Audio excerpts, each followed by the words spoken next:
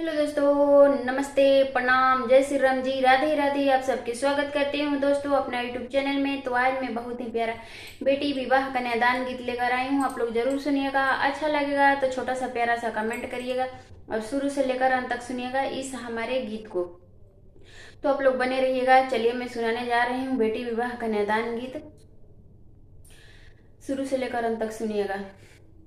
नदिया के रे होती रे बसेला सोनार।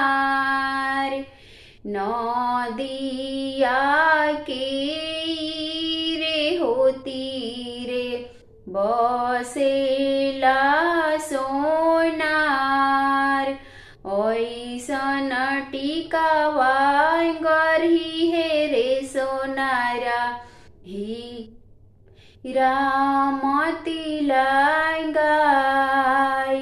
ऐसन हरावा गरही हे रे सोनारा हीरा मती गाय। टिकावा पहिरी कमन बेटी माड़ावा भैली खाड़। टिकावा पहिरी कमन बेटी माड़ावा भैली खाड़। घोड़ावा चढ़ल कमन दुल्हा मोने मुसुकाई।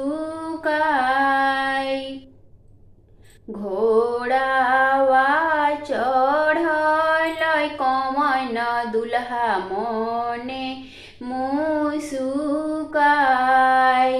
माड़ावा के बाँस धैले खाड़ हो कमन भैया हमारा बहिनिया के देखी जीजा काहे मोने मुसुकाई। हमारा बहिनिया के देखी जीजा काहे मोने मुसुकाई। आजुएले बाड़िए सरऊ दीदी या तोहार। आजुएले बाड़िए सरऊ दीदी या तोहार। चीटुकी सेंदुरवाए सरऊ शुभवा हमार। चीटुकी सेंदुरवाए सरऊ शुभवा